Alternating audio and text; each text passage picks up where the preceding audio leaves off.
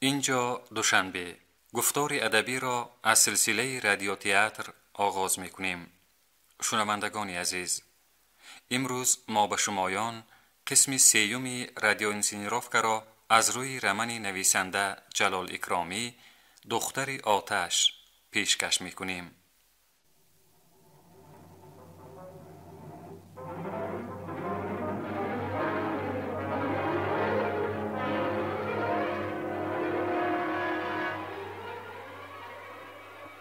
قشبگی به طور تعجیلی میرشب را به نزد خود جیغ زد. وی با حال پریشان هلپنگ تلپنگ به سوی حوله قشبگی میتاخت. نظر به گفته خبرکش ها از بالای وی تا به خود جناب عالی شکایت رفته است و گویا در سر این اغوا غنی جانبای بچه می ایستد. شاید حالا اینقدر تعجیلی جیغ زده شدن وی هم از همین سبب باشد. جناب قشبگی نباید فداکاری های میرشب را فراموش کنند. هر کی را که گفتند وی بی گفتگو از میان برداشت. همه دشمن های قشبگی را نیست کرد. نخواد که اگر به سر وی هم روزی بد افتد آن کس او را حمایه نکنند. وی با همین اندیشه ها به نزد قشبگی در آمد. قشبگی تنها بود. السلام علیکم جنابی وزارت پناه. و علیکم السلام.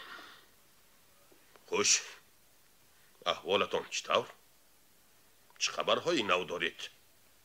الحمدلله، صحتی و سلامتی در سایه دولتی جناب عالی. شهری بخارا تینج و آسوده، فقرا در امانی دست. این را ما هم میدانیم. شما میدانید که گزیته های اروسی و تاتاری و ترکی دست به دست مردم میکردند. مینه اهل صلاح را خراب، اعتقاد مردم را سست میکنند. انا اینها را شما دیدید؟ اینش گزیته حبل المتین و اینش گزیته ترجمان اسماعیل غسپرینیسکی که بوده است. اینها را یک ملا بچه آورده داد. میگوید که شاگردها و همدستان احمد مخدومی دانش میخواندند و با بای بچه های قلعه و دیگر ملا بچه های سست اراده پهن میکردند. من از این خبر ندارم جنابی وزارت پناه. آخر شما به من در این خصوص هیچ سفارش نداده بودید. به هر چی سفارش را منتظر شده ایستادن خطاست. البته تقصیر. این گزیته ها مردم بخارا را دیوانه میکنند. همه بلوا و فتنه از همین گزیته ها سر میشود. راست. میگویند که جناب عالی از دیدن مجله ملا نصرالدین چنان دلتنگ، چنان در غضب شدند که پاره کرده برتافتند. این گزیته و مجله ها به نامش مسلمانی اما در حقیقت از اروسی هم بدترند. راست. از سمی رو سر کرده در هر کس ملا نصرالدین را بینید زود آن شخص را گرفته حبس و تحقیق کنید. خوب شده است تقصیر. چنی آن را از کی گرفته است و از کجا یافته است. بسیار خوب شده است جنابی وزارت پناه. من شما را برای کار دیگر جیغ زدم. از بالای شما شکایت ها بسیار شده رفتند. تقصیر. شما با کی دشمنی کردنتان را نمیدانید. نهاد که کس غنی جان بای بر این شخص بدولت و معتبر را به خود دشمن کند. دختر و یا کنیزک قحط زده بود مگر که کنیزک خانزاد آن کس را زده گرفته در حولی خود نگاه می‌دارید. تقصیر. جناب عالی از شما سخت رنجیدند و به من مبارک نامه نوشتند که تنبیه شما را داده مانم. تقصیر. من مقصر. من گناهکارم جنابی وزارت پناه. لیکن به عرضم گوش دهید. چه عرض هم میکردید؟ آبروی مرا ریختید، سخن مرا بی‌قرب کردید. من شما را طرفداری کرده از حال رفتم. اکنون بس است. من از فرمان جناب عالی سر تافته نمیتوانم. توبه کردم جنابی وزارت پناه، توبه کردم. من برای خودم نه، برای اجرای سفارش شما. کدام سفارش؟ آخر برای جناب عالی، برای از عروس‌ها. عروس‌ها به این کار چه تعلق دارند؟ شما دیوانه شد مگر؟ من گناهکارم تقصیر. یا کی به جناب شریعت پناه باز واخوردید؟ باز یگان مصلحت کردید و زبان یک کرده ایغوای نوی برپا کردن میخواهید؟ نه خدا نگاه دارد. لا حول ولا قوة. میرشب در حیرت بود که چی گوید. اگر حاضر چیزی گفته شبهه را از خود دور کند، ممکن است سر دوستی داشتنش با قاضی کلان آشکار میگردد و بعد از دست قصاص قشبگی به هیچ وجه خلاصی نیست. جنابی وزارت پناه، نظر بشنیدم غنی جان بای این دختری نازنین را به عروس‌ها پیشکش کردنی بوده است. آخر دختری مسلمان را به عروس دادن البته کار خوب نیه. من خواستم که او را به جناب عالی تیار کنم. دختر از هر جهت میارزد. این مرد به شما نادان. تقصیر. برای جناب عالی کنیزه که غنی جان بای را بیرازگی خودش میگیرید. من خواستم در حولی خودم تربیه کرده خواننده، بعد چرا آمده با من مصلحت نکردید؟ آخر من خواستم پس از تیار کردن. شما خواستید لیکن تقدیر نخواست. راست. موافق فرمان جناب عالی خودی همین روز به پگاه نمانده کنیزه که غنی جان بای را به حولیش رسانید. خوب شد است. این یک. خوب شد است. هر چی کار کرده با غنی جان بای آشتی می شوید و طرح دوستی می سازید. این دو. خوب شد است تقصیر.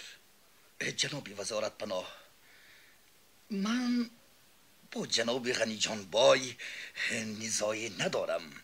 برعکس برای یافته گرفتن دشمن جان آن کس حیدر قل همه چاره ها را دیده ایستادم. به گمان من ملا بچه های مدرسه چه خواجه اسبگردان از همه واقع خبر دارند. من اشرف جانم پسر صندوق ساز را از بین آنها گرفته حبس کردم. از بس که وای از همه اشان جوانتر است، لقیده موندنش ممکن است. لیکن احتیاط کنید که ملاها شور نگیرند. نه آن ملا بچه ها رو دیگر ملاهای منفوس دوست نمی دارند تقصیر. دوست نمی دارند. شما کلفهم بودید و هستید. خوب شد است تقصیر. نمیدانید که برای به ما تهمت زدن ایشان رئیس کلان و پدرشان هم از هیچ چیز دست نمیکشند. هوشیار باشید. بسیار خوب شده است تقصیر، بسیار خوب شده است. واقعا گپ مهم از خاطرم برآمده مانده است. مرحمت تقصیر. این به خود شما تعلق دارد. از جناب عالی خود همین روز مبارک نامه مخصوص گرفتم. جناب عالی از شما خیلی گله کرده نوشتند که درباره عاجزه خردیتان به آن حضرت یگان عریضه نکرده اید و بی رخصت حتی فاتحه کرده مانده اید. رنگ روی او سفید کند و دست و پایش به لرزه در آمدند. در یک دم به پیش نظر او نمایان گردید که به در خانه او آدمان امیر آمدند. دخترش را کشاله کرده میبرند، زنش را از خانه هی میکنند، مالش را به تاراج میبرند، خودش را به زندان میپرتایند. و در پس همه آن سیمایی پر از استهزای محرمی غرچ نمودار گشت و خود به خود گفت: بله این کاری وای است. من در این باره به جناب شما مشورت کردم. نامعقول کردید شما. البته تقصیر. اگر با من مشورت میکردید البته من میگفتم که به جناب عالی عریضه کردن لازم. حالا هم فرصت نگذشته است. امکانیت توبه کرده و شسته پرتافتن نقص و گناه موجود است. تقصیر مصلحت من همین که دیر نکرده خودتان به جناب عالی عریضه نویسید و عاجزتان را پیشکش کنید. خوب شد است. نظر بشنیدم عاجزتان را به جناب عالی خیلی تعریف و توصیف کردند که آن حضرت اشتیاق پیدا کرده در دل نیتهای پاک و نیکو دارند. تقصیر ها نصیب باشد دادخواه می شوید. تقصیر گپ همین. به شما جواب. لیکن گفته های مرا فراموش نکنید. اگر منصب، آبروی و جاه و جلالتان قیمت باشد گفته مرا میکنید. خوب شد است. نباشد اختیارتان. بعد از من گیله نکنید. خوب شد است. میرشب مرغی به آب افتادگی برین پریشان خاطر از نزد قشبیگی بیرون شد.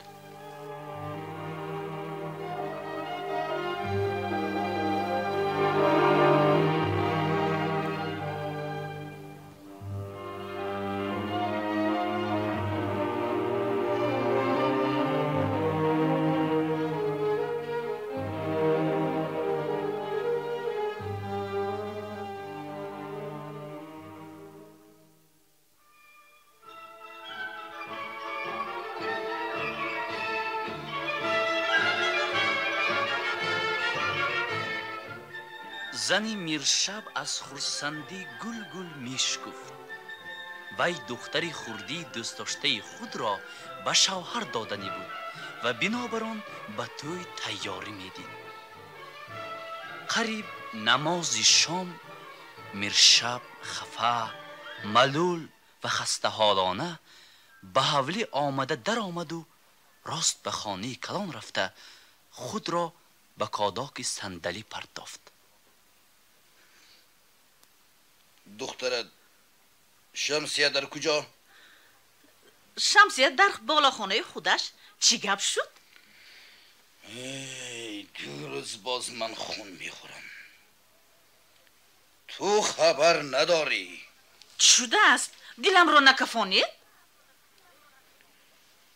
گپ همین که دیروز مرا خوشبیگی جیغ زده بود. خوش؟ از جناب عالی مبارک نامه گرفته است. آن حضرت مرا سرزنش کردند که در باره دخترمان عریضه کرده معلوم نکرده ایم. نمیدانم کدام لعنتی بی انصاف یا محرمی غرچ و یا دیگرش نوشته داده است. مصلحت همین شد که خودمان عریضه نوشته شمسیه را پیشکش کنیم. وای مرم. من هم به همین مصلحت راضی شدم. دیگر علاج نیست. وای ددش، شما چی ها میگوید؟ نه این مصلحت نه. این حکم کش، این حکم مرگ، این حکم عجل. گمان میکنی که من دخترم را دوست نمیدارم، غم او را نمیخورم. وای زنک، اگر گردن شخی کرده خودمان عریضه ندهیم دخترت را از تگی چی میلیق باشد هم با زوری رسوا کرده بی آبرو کرده گرفته میبرم. لیکن اگر خودمان عریضه دهیم احتمال دارد که امیر دخترمان را نکاح کرده گیرد. آن وقت هم دخترت خوشبخت می شود هم منو تو زنک. فهمیدی؟ خیر، اگر توی نکاح کرده میگرفتگی باشد. نکاح میکند. من در عریضه هم نوشته التجا میکنم. با خوشبیگه هم پاره داده خواهش میکنم که یارگد. خب گره اکنون خیز دخترت را گرفته بیار. خوب شده است. مادر شمسیه بیرون برآمد و پس از فرصتی همراه دخترش برگشت. چشمان شمسیه از گریه سرخ شده بودند. شب و روز کاری تو گریه بوده است یا دخترم؟ باز چی شد؟ گریه برای مکتب رفتم. من دیگر پای قدم دخترتان را به مکتب رسیدن نمیمانم. درست فکرت درست زنک. عموما مکتب خوندگیش کفایتیه. خوش که باشد دختری ما اکنون نخواند هم. نصیب باشد فرمان فرمایی ارده ها می شود. ارده ها. الهی از دهانتان گردم. کاش که همین طور شود و از دولت دخترم در آخر عمرم اندک دور و دوران رانم. البته زنک، دور میرانی البته دور میرانی. من امروز یک خبری نیک رو شنیده آمدم. خوش. و خواستم که به شما گفته خرسند کنم. میدانی دخترم، تعریف و حسن و جمال و عقل برکمالی تو را خودی جناب عالی شنیده. فهمیدی دخترم؟ مبارک نامه نوشته از من تو را طلبیدن. ها دخترم، من هم سرفراز شدم و به این امر خیر راضی شدم. خوش. کنی تو به این خبری نیک چی میگویی دخترم؟ شمسیه گپی نزده خاموش ماندن گرفت، ولی از چشمانش اشک شش قطار میرفت و دلش سست گشته بیحال میشد. خوش کنی شنویم دخترم. این چی هم میگفت دادش؟ من و شما که خوشبختی او را در هر چی بینیم وای قبول میکند. البته های این دولت به هر کس میسر نمیشود دخترم. زنک، جناب خوشبیگی گفتند که توی تماشای کلان میشود. در مسجد بالای ارگ خطبه نکاح میخواندند. بعد به دختری ما ارده زرین نگار برین یک ارده مخصوص میدادند. میرشب سخنش را تمام کرده نتوانست، زیرا که شمسیه بیحال شده افتاده ماند. این چیکار؟ دخترم به تو شد دخترم. نخواد که از همین خبری خوش دلت سوز شده باشد دخترم. دخترم حالا گپ کشال قاعده زنگیری امیرها آسان نیه دخترم. که میداند باز نگفته ماندنشان هم ممکن.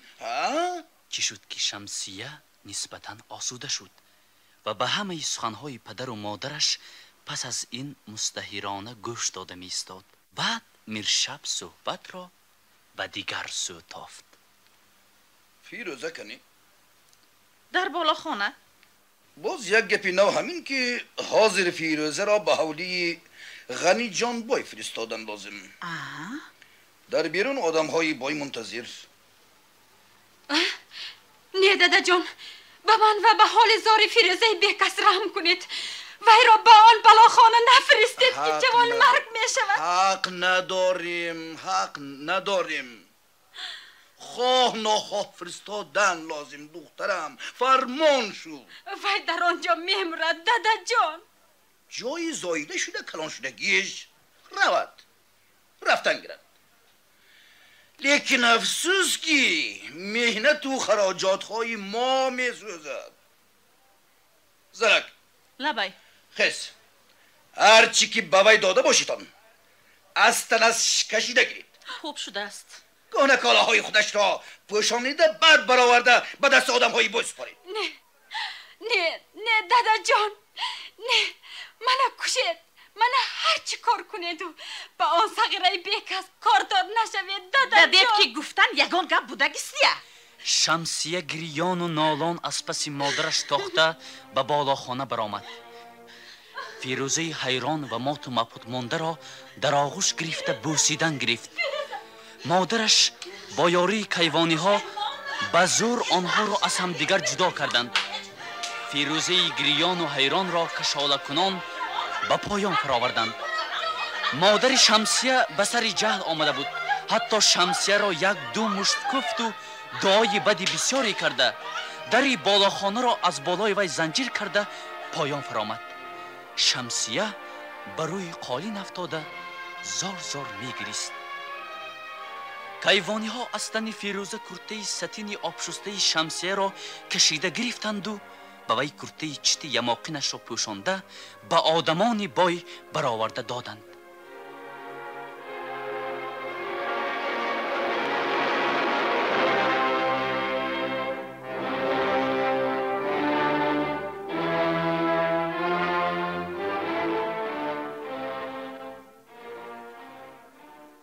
مادر شمسیه که امروز از پگاهی همان قدر خرسند و شاد بود و خود را خوشبخت و مسعود میشمارید، پس از گسیل کردن فیروزه و شنیدن سخنان شوهرش چنان غمگین و پرشکسته، چنان خفه و پژمرده گشت که به نظرش حولی و خانه تنگ و تار و شعله لمپه خیره نمود. دشمن کاری میکردگیش کرد، دیگر علاج چاره نماند. خیر میلش، این روز هم میگذرد، باز نوبت ما میرسد. اگر همین فیروزه که نفسشان آرام میگرفتگی باشد، صدقه صد دفع شود روی. راست میگویی زنک، راست.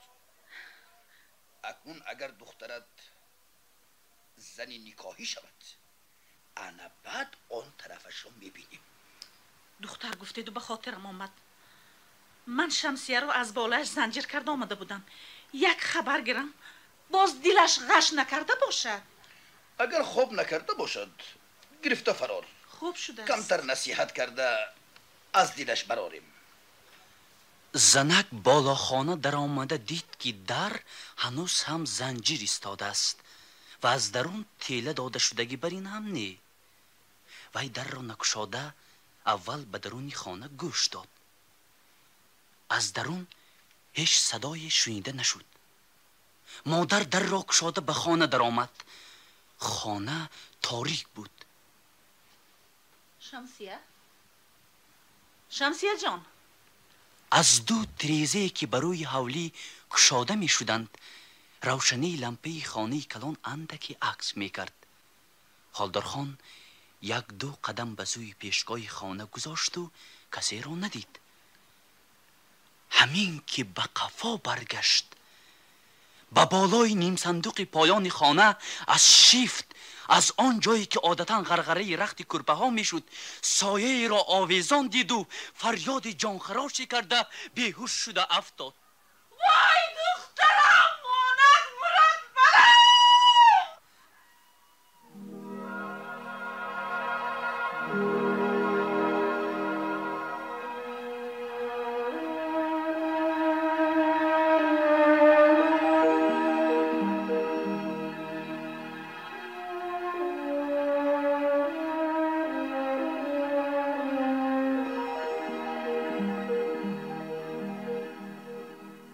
پس از دفن کرده برگشتن دخترش، میرشب از زنش پرسید: کنی آن خط؟ زنک اول بروی شوهرش حیران حیران نگریسته ایستاد و از کیسه کلتچه کبودش یک ورق کاغذ قط کرده شده را برآورده داد. میرشب خط را بوسید، به چشمانش مالید، ناله و فغان کرده سرش را به دیوارها زد. نهایت قدر آرام گرفته گفت: آی ملا را جغ زدید. کنی آی ملا، کنی. از قفای زنهایی که در نزد دری راه رو جمع شده با همراهی پدر و مادر شمسیه ناکام آوازاندازی و نوحه می کردند، زنی پیش آمد و با آوازی خسته و گریه آلود گفت: لبک جناب تخسبا، شما آی ملای دخترک بدبخت وای بلا و جوان مرگ شده ای منید.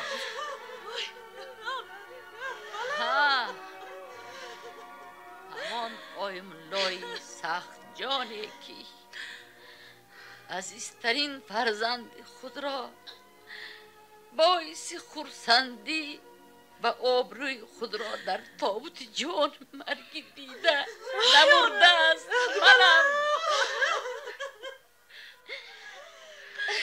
اکنون همه از اینجا رویتان. من میخواهم که آی ملا خط شمسیه را به ما خوانده دهد. زنها به خانه برگشتند. خوانید. پدری مهربانم و مادری بجان برابرم، وقتی که شما این نامه مرا میخوانید من از این دنیای پر شور و شر و سیر غوغا رفته همه غم و کلفت و اندوه را ترک گفتگی میشوم. مرا سرزنش نکنید. چیکار کنم که دیگر علاج نداشتم؟ غمی زمان خورم یا فراق یار کشم، به طاقتی که ندارم کدام بار کشم.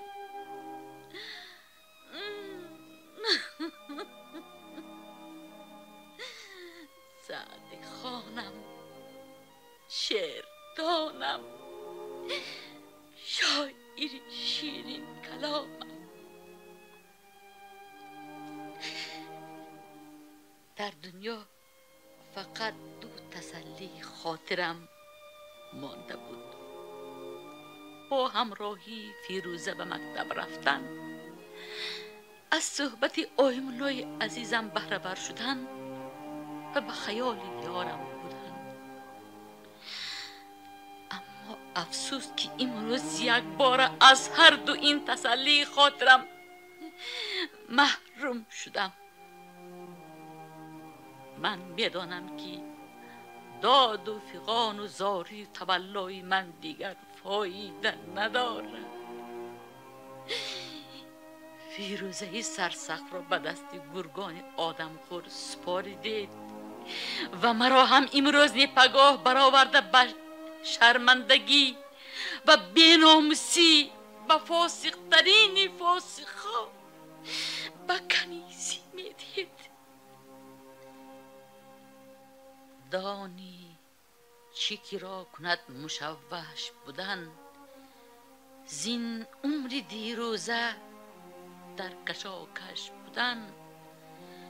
ما هیجو جهان هیجو، غم و شادی هیچ، حیف است برای هیچ ناخوش بودن.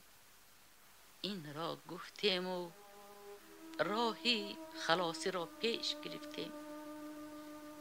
پدری عزیزم، شما یک روز هم از دل من خبر نگرفتید. لااقل به مادرم نگفتید که جویان حال من شوند. تو را که هرچی مراد است در جهان داری، چه غم ز حال ضعیفان ناتوان داری. من ناامید و ناکام از این دنیا می روم. عشق پاکم را در سینه جا کرده به زیر خاک می برم. وقتی که برای مرگ من گریه و زاری می کنید، دانید که فایده ندارد.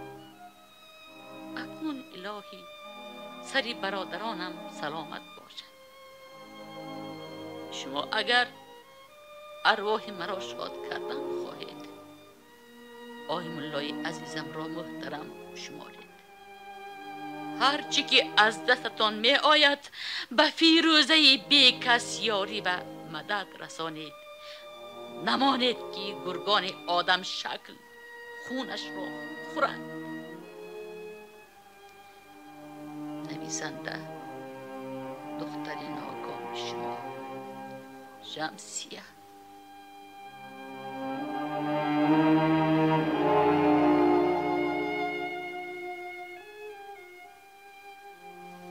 میرشب با ایمالله تشکر گفت و خط را به کیسه بغلش انداخت و به سوی بیرون راه کشت ایستاده از خیالش گذراند.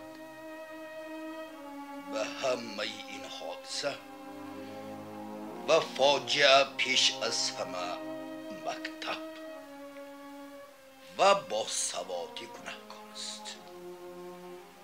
اگر شمسیه با سواد نمی شد، اگر شیردان و کتابخوان نمی بود، هیچگاه به چنین راه قدم نمی گذاشت.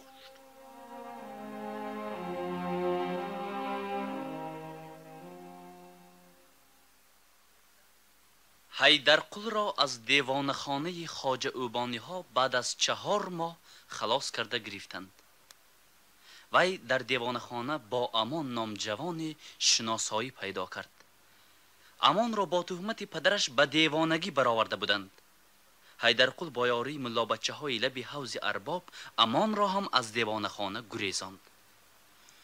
خودش با مویسری قلندرانه آویزان، بارش و مولب ناتراشیده و جامه های قبط به قبط پاره پاره در کوچه های بخارا می گشت. او را دیده بچه ها گروه گروه دیوانه آمد گویان از قفایش می گشتند. حیدرقل برای آزمایش از نزد میرشب خانه هم گذشت. از کل قربان ناس هم پرسیده کشید، لیکن هیچ کدام آنها او را نشناختند. وی خود را به دیوانگی زده یک چند بار به کاگان هم رفت آمد. در دفعه دوم به کاگان آمدنش امان را هم آورده در نزد عمرجان به کار مانده رفت. این دفعه 4 بود که حیدرقل به کاگان می رفت.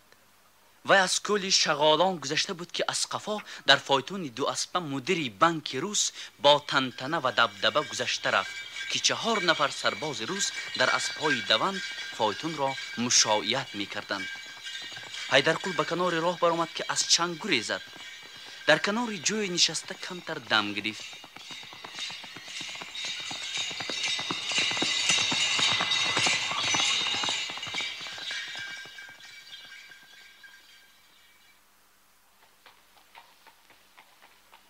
در همین دم باز از طرف بخارا یک عرابه نوی قوقندی آمد که در می پیش آن محرم قاضی کلان سولت کرده نشسته بود. این عرابه را هم 2 نفر از ملازمان اسب سوار مشایعت می کردند. ملازم ها در کنار جوی دیوانه را دیده به وی خندیدند.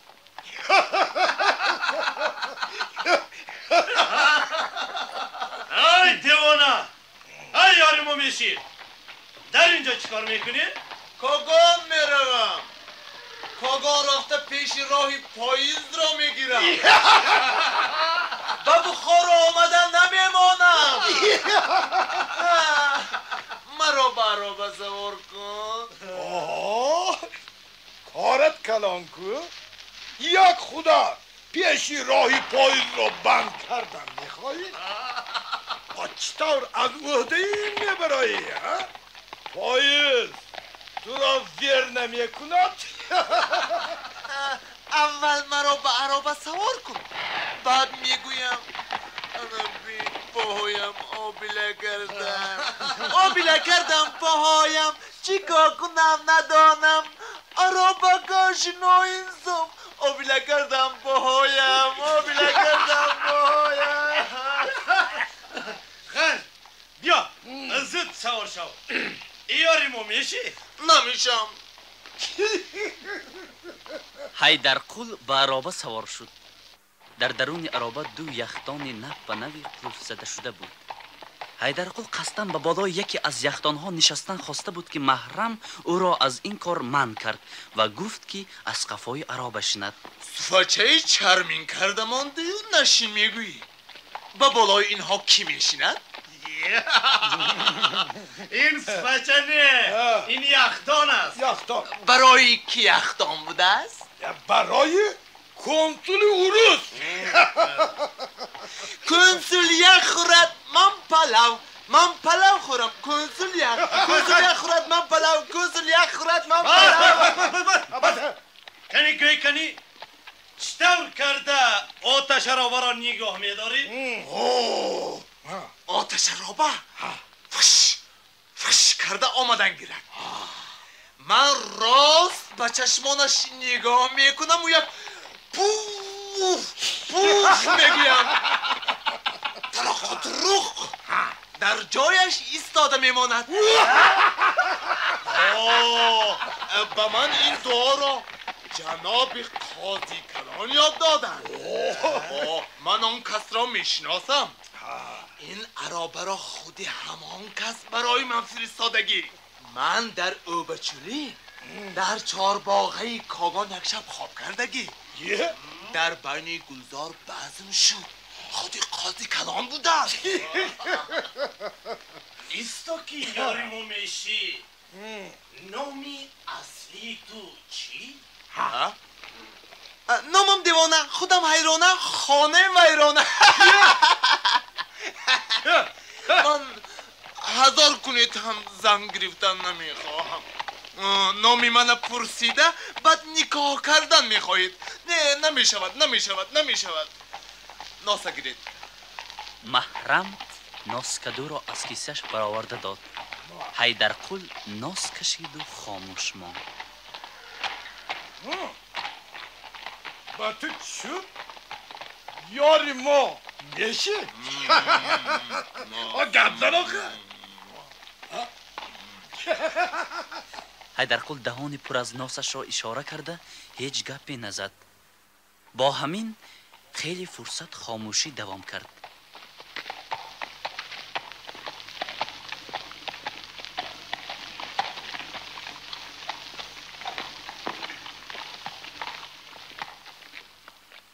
محرم پیشه در جای نشسته خود پینک می رفت. نخست حیدرقل فق یا دست امریه ایریوانه در شما از اینجا گم شو.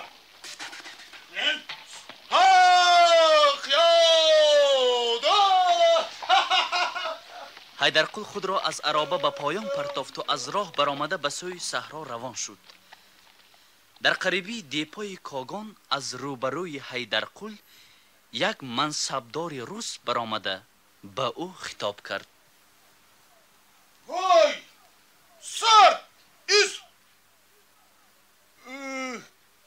با کجا میروی؟ من از قاضی کلان بخارا به کنسولی عروس وکیل شده آمدم. خودی تو کی؟ پدری تو کی؟ اولادت از کجا؟ یا نه نمیداند. تو چی ها میگویی؟ چی ها نمیداند؟ کلورم میداند. تو شیطان، تو بچه شیطان. منی که سنی که میدانی. امیر بخارا میدانی. آق پاشا میدانی. قره پاشا میدانی. منی که سنی که عروس چنی که سر چنی که میدانی.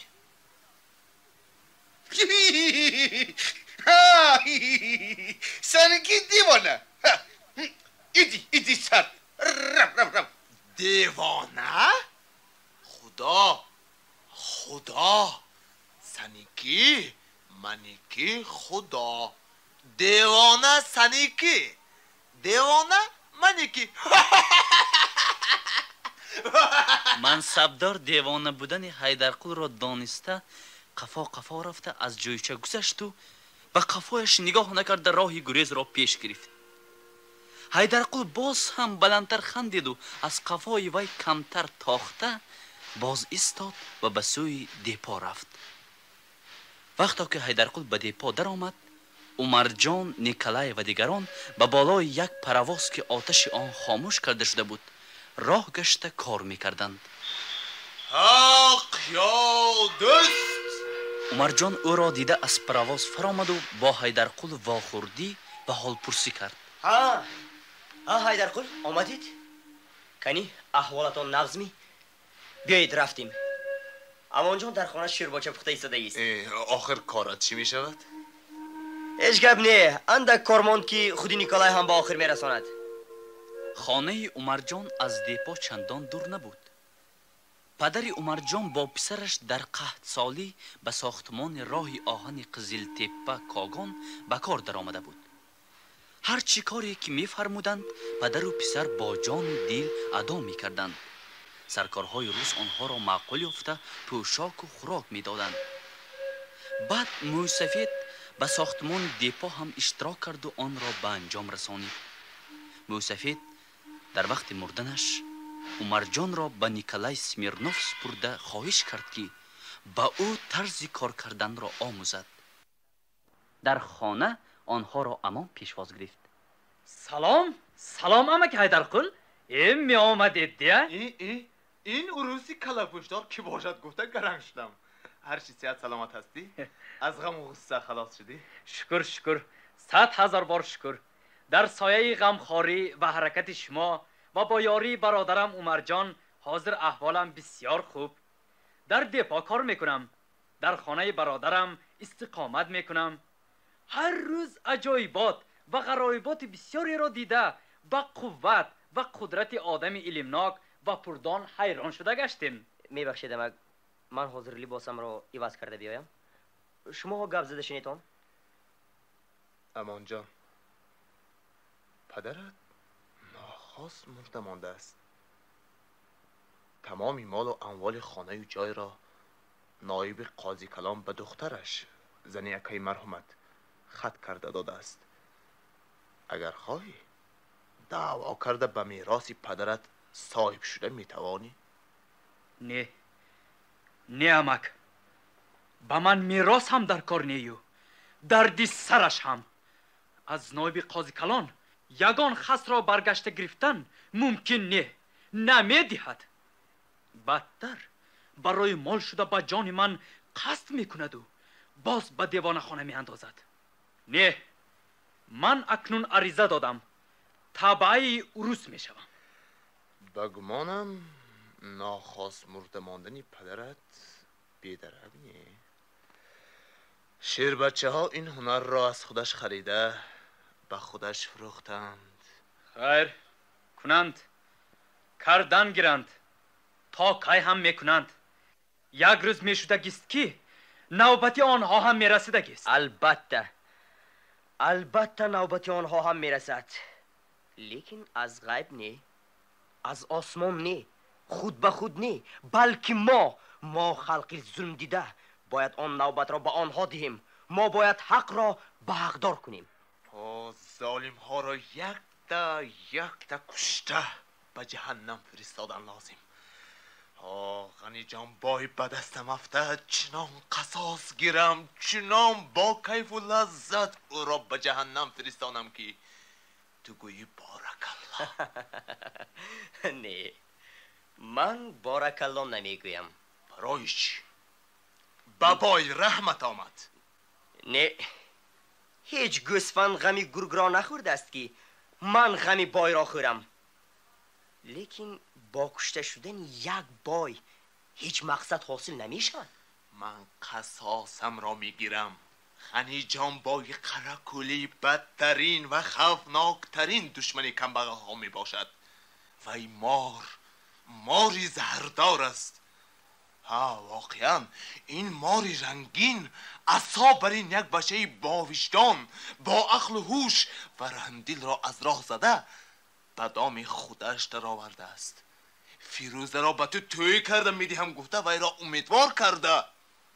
فیروزه را به حولی خود آورده است. من در همین خصوص از شما مصلحت پرسیدنی آمدم. چیکار کنم؟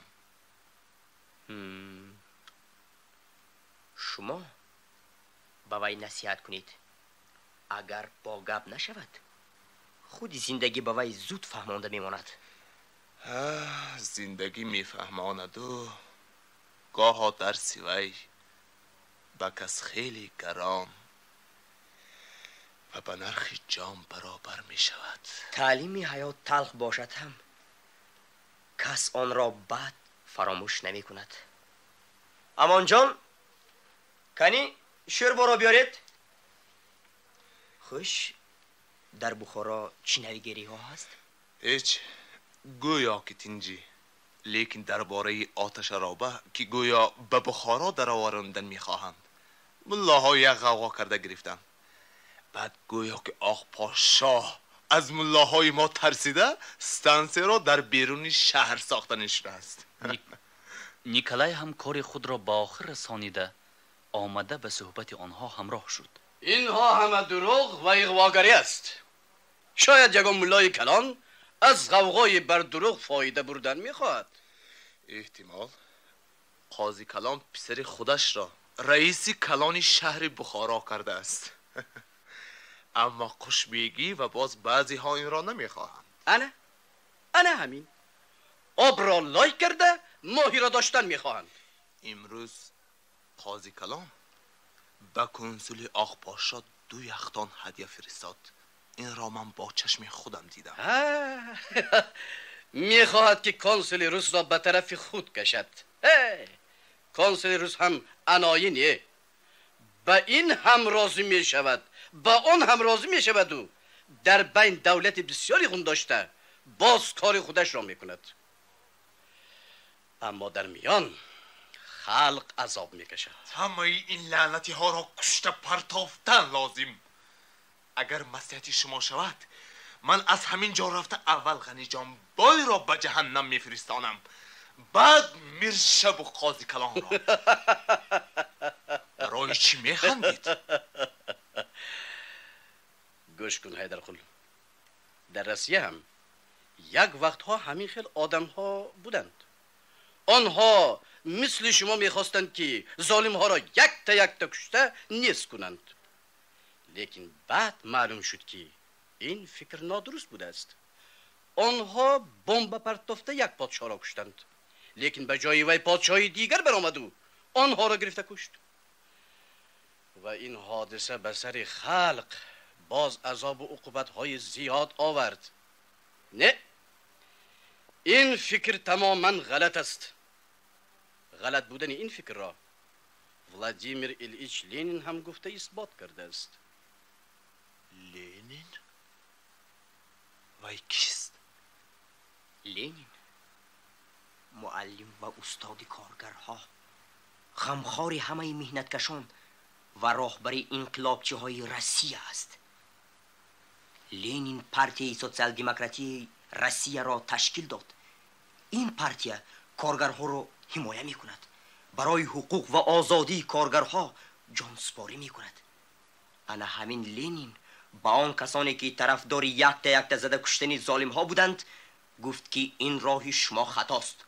برای از ظالم ها نقار گرفتن، برای حقوق خود را به دست درآوردن اتفاق بستن، یک شدن و پرزور شدن لازم است.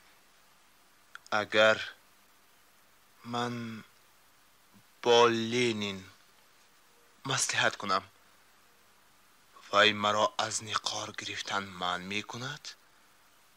نه، اگر لنین همان درجه دانا و تو گفتگی بر این غمخواری همه بیچاره و مظلوم ها باشد مرا از نقار گرفتن باز نمی دارد. برعکس راه خوبی را نشان می دهد که چطور من به مرادم رسم. بله، لنین برای به مرادتان رسیدن به شما راه نشان می دهد، لیکن نه به آن راهی که شما گمان کرده اید. خب فرض کردیم که بایدتان را کشتید، بعد چی؟ مگر وی تنها خودش به حق شما ظلم کرد؟ در پس وی دیگران هم هستند. نباشد به تقدیر تن دادن لازم بود است. نه، ظلم را از بیخوریشش کنده پرتافتن لازم که دیگر بر نخیزد. ما تا با آن دم زنده نمیمانیم. اکنون شما همین طور دیوانه میگردید می؟ دیگر چیکار کنم؟ این آزادی را من 4 ماه در زندان خوجوبانی ها نشسته به دست در آوردگی. چرا من بر این آمده تبعی عروس نمیشوید؟ کارم را تمام کنم بعد. همین طور آنها تا خیلی وقت صحبت کرده نشستند.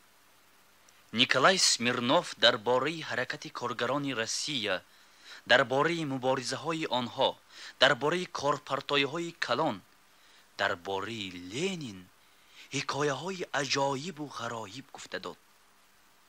این صحبت ها به حیدرقول خیلی تأثیر بخشیده باشد هم، لیکن فکر و اندیشه قصاصگیری دقیقه او را ترک نمی کرد. وی به هر شرط، به هر کار راضی می شد، فقط بعد از قصاص گرفتن، بعد از به جهنم فرستادن غنی جان بای.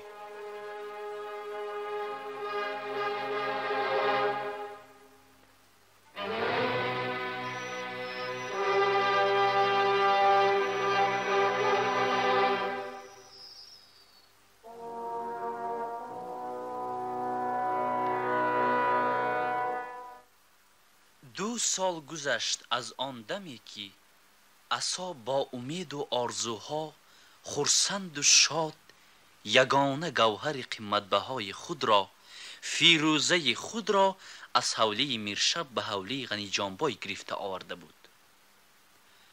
آخر بای امک وعده کردند اکنون ما توی میکنیم، میگفت وی خود به خود. اما آن طور نشد که عصا خیال میکرد. پس از آن که فیروزه به حوله درون درآمد، دیگر ماه‌ها پی هم گذشته رفتن گرفتند و عصا حتی آواز او را شنیده نتوانست. هر باری که عصا در این خصوص از بای میپرسید، بای میگفت که از سیرکاری وقت نمییابد که با فیروزه دو به دو نشسته گپ پرسد و رازگی او را گیرد. نهایت بای یک روز به آب چشم عصا نظر کرده ایستاده گفت: مبارک باشد، مبارک باشد. مژدگانیتی فیروزه راضی شد، لیکن وی قسم یاد کرده بود است که تا از وفات مادر کلانش دلارام کنیز 3 سال نگذرد به شوهر نمی رسیده است. انا بنابران نصیب باشد 1.5 سال دیگر ماند. صبر کن، دختر اندک قدر است و کلان شود نغزده. به تو خدمت کرده می توانستگی می شود، خانه جایت را سرشته می کند. بعد در کتاب های عاشقی هم گفته شده است که برای عاشق حقیقی هجر یار بهتر است از وصل او. فهمیدی؟ صبر کن، صبر کن. عصای جوان که در دلش چیرکی و در باطنش شیطانیتی نداشت، باز به این فریب و نیرنگ افتاد و نصیحت بای را قبول کرد. باری وقتی که بای در سفر بود و امکانیتی پیدا شد، فیروزه به راهرو آمدن عصا را دیده زود به نزد وی برآمد و به گردنش چسبیده گریه کرد و به وی گفت: عصا جانکا، در اینجا زندگی من از عذاب گور هم بدتر است. کم زنید شد فیروزه جان. به بالاکاری خودی بای به من با نظری بد نگاه میکند. حتی در همین قریبی مرا با زور به آغوش گرفته بوسیدنی شد. اگر به بالای کار کیوانی آشخانه نمی آمد روزم سیاه میشد. پس از همین خبر کشک خیالی آرزوی و هوسی جوانی ساده از بیخ و بنیادش فتور رفت و به نظر وی بای بی‌نقاب با تمام هستی مارانه خود جلوه کردن گرفت. اکنون وی رفتار و کردار بای را به زیر چشم گرفته همیشه به حیدرقول و فیروزه خبر داده می استاد. در مدت این 1 سال عصا حس می کرد که وی تمام تغییر یافته است، آدمی دیگر شده است. اما فیروزه در حوله درون روز و روشنایی نداشت. هر 3 پلانچ او را حقارت می دادند، می زدند، تحقیر می کردند. هیچ کس بغیر از کیوانی آشپز او را طرف نمی گرفت. زن کلانی بای به وی بیکه خوردی کنجتای نام مانده بود. زن خوردی بای مغفرت باشد او را لوچ گل خلام می نامید. اما بای هر وقت او را بیند نوازش می کرد. ها دخترم، احوالت چطور؟ برای چی به من نگاه نمی کنی؟ گنی سرت بالا کرده به من نگاه کن. انا همین طور. اوه چشمانت میگویند که تو خیلی خفه، حتی گریه میکنی؟ چی؟ تو را آزار میدهند؟ گوی کنی به من کی جنگ کرد؟ من نمیگذارم که کسی در این حولی به تو آزار دهد. تو جان منی، من با آسانی تو را از دستی میرشب نگرفتم. ایستا کجا میگریزی؟ تو هم گاه مرا نوازش کن، یک تبسم کن آخر. من به تو بیگانه نیستم کو. دستم را سر دهید بای داده، شرم نمی کنید؟ شرمش چی؟ خدا خواهد هم تازانی من نخواهد هم. به طرف آنها آمده ایستادن کیوانی را دیده بای ناعلاج از فیروزه دست می کشد و به حولی بیرون برآمده می رود. از بین چند روز گذشت. بای به کجای برآمده رفته بود. چاشتگاهی آیمی غفبند و زن کلان بای به بالای فیروزه یک جنگی غلغله‌داری کرده گرفتند. سبب جنگ همین شد که همان شب بای در خانه مغفرت بود. وقتی که وی برآمده می رفت، آیمی غفبند بر قصد پلانچهایش خنده کنان بای را گسیلاند و با آوازی بلند گفت: شب بر وقت در بیایید. بزم دو کسه میکنیم. خوب شده است. در همین وقت فیروزه در دست کاسه های شیرچای از آشخانه برآمد. فیروزه جان، خودکت را بسیار نکاهانده و فاطمه میگفتی می آورد. منه چی شده است بیکه جان؟ کاری نکردگیم مگر؟ این کاری تو نه.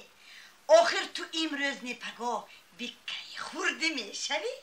زنی خوردی دل بردی گفتم. نامعقول کردی تو جوگی فریبگر. خودت نامعقول کردی ای غریشنگو. چی؟ گفتم علم کردی. چی گفته ایستادی؟ سختم خودت تگاه بگاه با دست خودم فیروزه به بای نکاح کردن نتیم. نامم نزاکت خان نباشد. آیمی غفبند دویده رفته به سر و روی پلانجش در افتادنی بود، لیکن کیوانی ها باز داشتند و با صد عذاب آیمی غفبند را به خانهش در آوردند. نزاکت هم به سوی خانه خود رفت. ناگاه از خانه کلان آیمی غفبند فریاد کرد: چلیم! فیروزه چلیم را برده به نزد مغفرت گذاشت. شین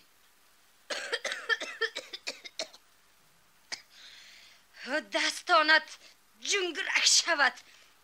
این تماکی را از کجا یافتی؟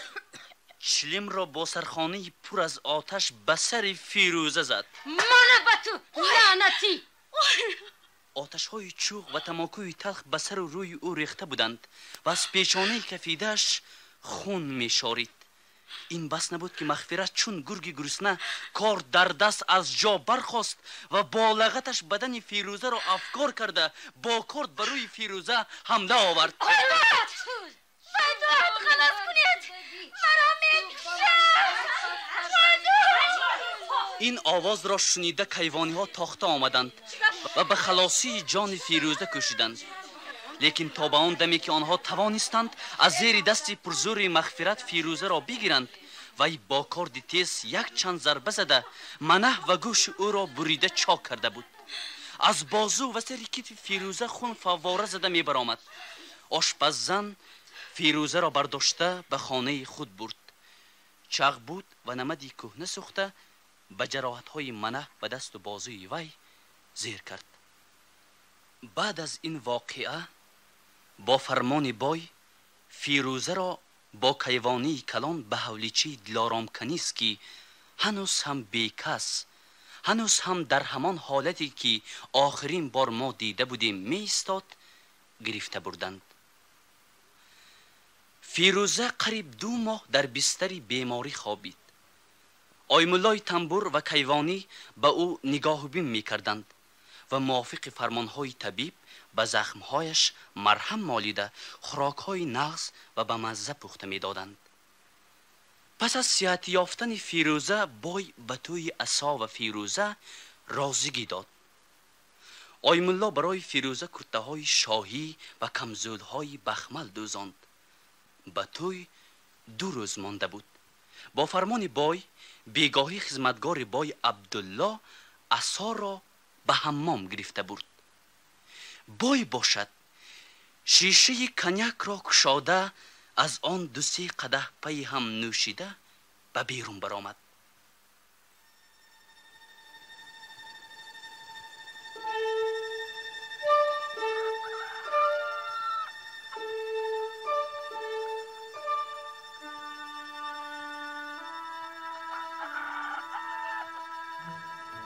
در بیرون خروس ها جیغ می زدند.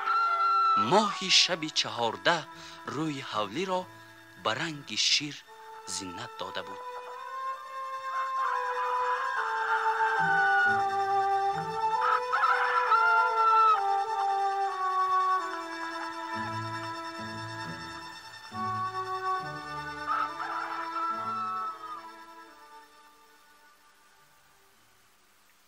چه خیل یک دست و پنجه های سخت و آهنین فیروزه را گرفته فشار دادند و به لبانش لبی پرحرارت و بدبوی کسی چسبیده به مکیدن سر کردند. فیروزه داد گفتن و حرکت کرده از جا برخواستن میخواست، اما نمیتوانست. نهایت قریب دلش بیخود شده، نفسش تمام تنگی کرده بود که لبان او را سر دادند. فیروزه چشم گشاده خود را در آغوش بای دید. مایداد خلاص کنید. فیروزه جان بی درک داد نگوی، هیچ کس نمیشنود. بهتر که به گپ من گوش انداز. خودت میدانی که بی واسطه تو من زندگی کردن نمیتوانم. من به همه شرط و شرایط راضی هستم. میلش تو را به اساس توی کرده میدیم، لیکن تو باید اساسا زنی من باشی. من تو را به طلا غرق میکنم. خوبترش زنی من شوی. مقابلیت نکن و زوری هم نکن. خواهی هم من به مقصدم میرسم، نخواهی هم. اما اگر این کار را با رازگی خودت کنی باز هم بهتر میشود. خودت نغز میدانی، آیندت نیک میشود. فیروزه جان. فیروزه از غضب، از نفرت، از درد و الم میلرزید. به قوت امکان نمیداد که آن خرس را از بالای خود دور کند. وی از هوش رفت. در خود همین دم که بای میخواست به مقصد چرکنی خود نائل شود، یک دست پرزوری از بون گردن او گرفته آزاد برداشت و به پایان خانه گرساز زده پرتافت. کیوانی که از داد فیروزه بیدار شده بای را در آن حالت دیده از ترس و وهم در کنج خانه می ایستاد، دید که یک مرد سیاه پوش پرزور دویده رفته بای را 3-4 لگد کوفته نیم جان کرد و بعد به سر فیروزه آمد. نترس فیروزه جان، من امک حیدر قلت می شوم. چشم گشا، دیگر این بی ناموس به تو تعرض کرده نمیتواند. امک جان دروازه را به بای تو کشادی کیوانی. من دروازه را غلقه کرده بودم، عصا آمدنی بود. اما به جای عصا خودی بای آمد. هیچ باکی نه. تا من زنده هستم به حرمت ارواح پاک دلارام خاله به تو هیچ کس آسیبی رسانیده نمیتواند دخترم. من این حرام زاده را گرفته میبرم، اما تو لمپه را نکشته فیروزه را آسوده کرده خوابان. در باره آمدنی بای و آمدنی من به هیچ کس لب نمیکشایتان. حیدرقل این را گفت و از کیسه‌اش لطه برآورده به دهان بای جای کرد و او را به خلطه انداخته دهان آن را بست. خلطه را بی آزار به کتفش برداشت و از خانه برآمده رفت.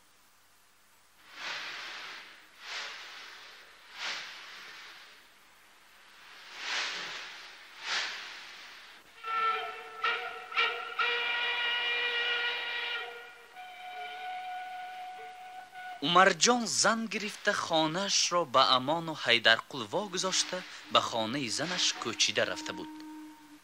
روز یکشنبه امان از خواب سیر شده خیسته به کارهای خانه مشغول شده گشته بود که حیدرقل در آمد. حالا نمود ظاهری حیدرقل تماما دیگر شده بود. موهای در وقت دیوانگی آویزانش را تراشیده، به سرش تلپک قدیمی بخارا دوختی و پوستی بره قراکولی مانده، در تن جامعه سیاه پختناک، در پا موزه داشت. حالا قریب 1 سال است که وی به شکل سنت اولی خود برگشته، تبعه روز شده، پاسپورت گرفته و در دیپو کارگر شده در آمده بود. لیکن ریش مویله بی دراز خود را نمی تراشید و جامعه سیاه را از تن دور نمی کرد. تا از دشمن قصاص نگیرم، افت و اندام خود را دیگر نمی کنم، می گفت وی. پس از شنیدن خبری کارت خوردن فیروزه و بیماری آن، صبر و طاقتش را گم کرده ماند. نهایت به واسطه نیکلای و عمر از سردار دیپا اجازت گرفته به بخارا رفته بود و اینک خرسند برگشت. کنی دادرم امان، زود باش، این ریش و مویلبی مرا تراشیده پرتا. ها؟ چرا شخص نماندی؟ نباشد از دشمن. دشمن نماند. نخود مبارک باشد. سری دشمن به خاک شد. از در نیکلای سمیرنوف و عمرجان در آمدند. چی شد؟ خودش چی گپ؟ از دهانتان اصل میریزد. ها؟ که باز سری دشمن به خاک شدگی؟ درست شد. 2 روز پیش از این سری دشمن به خاک شد. من دیگر غم ندارم. ارواح عزیزانم از من شاد و راضی شدند. وقتا که آنها به سر استال برای ناشتا کردن نشستند، حیدرقل از نو جوان شده بود. ریش و مویله تازه تراشیده شدگی، در تن گیمناستیارکا و شلواری پشمین، در پا بچینکه دغلی نیم داشت، فقط در سر تاقی بخار دوختش بازمانده بود. بعد این حادثه حکومت داران بخارا بی‌ضابطه شده، گیراگیر و کاواکاو نکردند؟ تپرتپوری بسیاری کرده گشتین، لیکن از کجا میدانند که این کار کیست؟ همه گرنگ. میترسم که کشته شدن یک کجدم مارها را هراسانیده سراسیمه کرده به تشویش اندازد. به تشویش افتادن گیرند؟ به من و شما چی؟ بعد آخر رفت و اگر به پی من افتن هم من تبعی روز شدگی. من کارگری دیپای آقپاشا. آقپاشا قره‌پاشا فرق ندارد. دوز را در تاریکی هم میشناسد. حالا که آقپاشا از حرکت انقلابی کارگران به ترس و وهم افتاده است، دست قره‌پاشای شما را محکم میفشارد که به وی مدد کنند. گوش کنید دوستان، حاضر در روسیه، در پیتربورگ، در مسکو، در باکو، حتی در تاشکند و سمرقند هم کارگرها به حرکت آمدند. بر ضد خوجینها، بر ضد حکومت پادشاهی برآمدها کرده ایستادند. های سخت در رکشا! واهمه نکنید رفیقان. امان خیز در رکشا. امان در را کشاده بود که به خانه 3 ژاندارم های پریستوی کاگان زده در آمدند. در اینجا مجلس میتینگ کو؟ در بین این سردها تو موی زرد چی کار میکنی؟ من استای دیپا، اینها کارگران من، هم کسبان من هستند. خیر، کدام از اینها حیدرقل میشود؟ به این سوال هیچ کس جواب نداد. امان خواست که پیش برآمده منم گوید، اما حیدرقل پیش گذشت و گفت: من. شهادت نامه داری؟ منه. درست. کنی پیش درا. با کجا؟ برای چی؟ به پلیتسیا، به میرشبخانه. 2 نفر ژاندارم زود پیش آمده از دستان حیدرقول داشتند و تیله داده بیرون برآوردند. برای چی؟ او چی گناه دارد؟ در میرشبخانه میفهمیم. کنی پیش در با این کار غیر قانونی شما طاقت کرده نمیتوانیم. چه حق دارید که گرجدارینی بیگناه روس را به حبس گیرید؟ میبرند، میپرسند، آزاد میکنند. آخر قانون هست. همه کارگران دیپا طرف شما حیدرقول، ما شما را البته خلاص میکنیم. حیدرقول، تا شما را آزاد نکنیم آسوده نمیشویم. خیر برادران عزیز،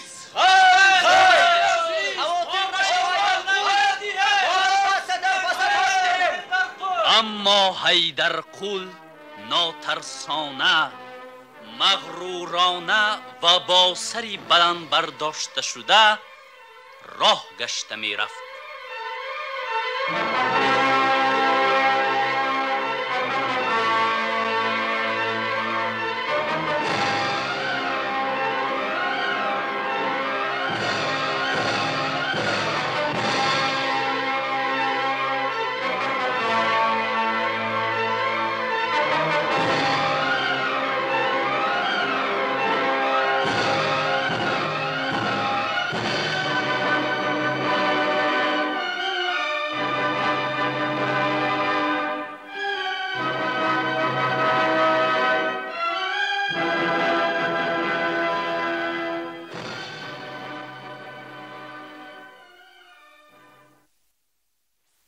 شما قسم سیوم رادیو انسینیروفکا را از روی رمان نویسنده جلال اکرامی دختر آتش شنیدید.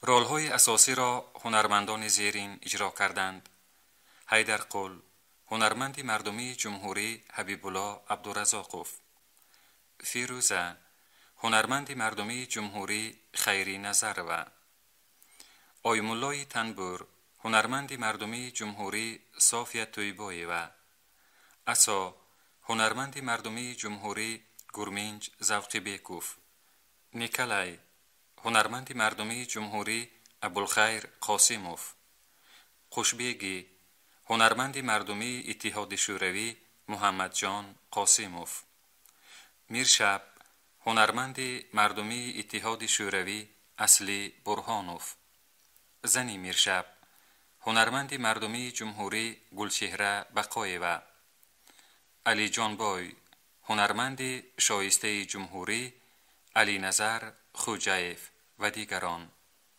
برنده هنرمند مردمی جمهوری محمود واحدوف. مؤلف انسینیروفکا و تهیه‌گر هنرمند شایسته جمهوری حلیمه نصیبولینا. منظم آواز معرفت خالقوه. این گفتار سال 1963 به لنته آواز ثبت شده است. انجام گفتار ادبی از سلسله رادیو تئاتر.